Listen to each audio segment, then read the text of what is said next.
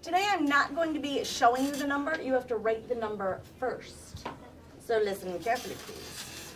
Your number is 5,009 and 94 hundredths.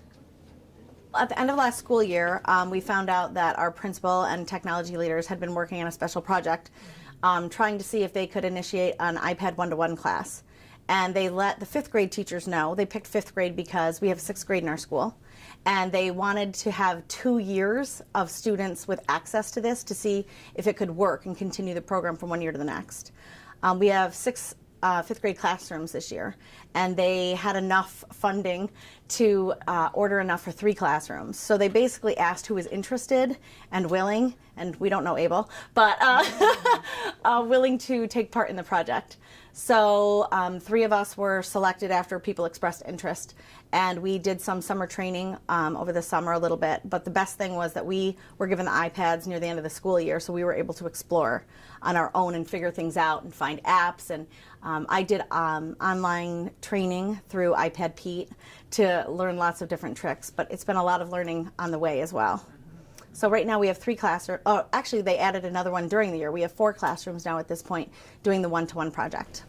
Where's the seed coat? There's the seed coat on the outside. Well, today it's Friday and we have 1st grade buddies, and we do teach our 1st grade buddies things on the iPads. They've learned a lot. We started the day with the morning activity, which was preparing for 1st grade buddies, and today we happen to be singing a science song that we learned yesterday ourselves about parts of a seed. I talked to the 1st grade teacher yesterday, and they just did plants and wanted to make sure that they were solid with seed parts, so I said, we have a song, we can teach it to them. And I used to be a 1st grade teacher, and I know that you don't just slap a song in front of a child and expect them to read it, that they need the exposure of the just listening first. So the students had to work with a partner in some small group just to sing the song so they can actually play that for the students. Normally I would just say sing the song to your 1st grade buddy, but it happens to be a song that seesaws back and forth between 2 parts. So that's the reason that we videotape that, so when they're one-on-one with their 1st grade buddy and their iPad, they can play that and have that song be heard in the different parts. After they finished that, they had their word study work today, and that's where they have a choice of if they want to do it on the iPad or if they want to do it on paper. It happened to be the flippy folder one where they're doing the look-see, cover, write, and check.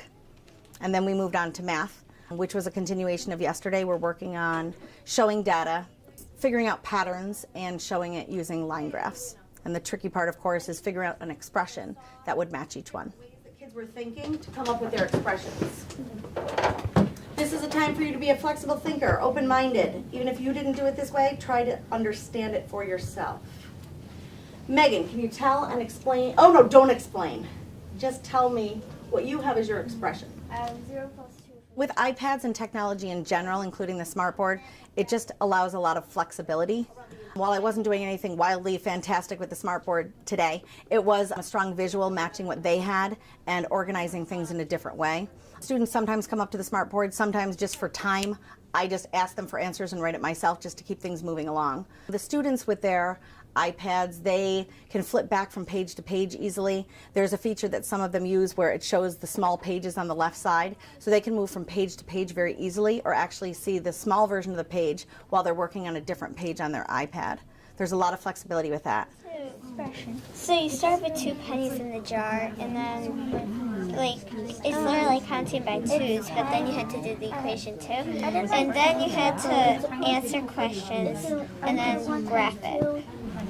Another thing that is easily done with the way that this math series is set up is some differentiation, especially today. Some of it's self-differentiating, where when students see the expression, some just see it as an addition problem, which is fine. They're noticing a pattern. Other students are noticing a multiplication problem. Others are figuring out how they could actually group it and use parentheses as they're doing it. And there's a couple students in the room who are quite strong, and they've been doing really well with this unit. So what I did when I went around was I went to one student in particular to see if he could solve for any number being substituted in a spot, like using a variable such as n. When he first got it, he goes, I've got this whole thing, I've got it. And I said, great, now what would it be for n? And he went, oh.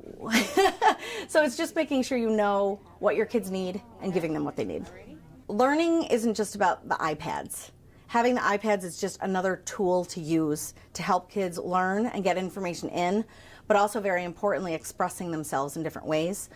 We found that probably even the best way of using the iPads is having them share what they're learning through it, through videos that they create, or even sometimes they will even email each other at home if they're stuck on something. They'll email me at home. Like I check my emails all the time. I'm a little obsessive with it. If they're stuck on a problem, I just pop them an email back, or I can even make a video at home sitting on my couch and just say something for 15 seconds, email it to them, and then they can get it.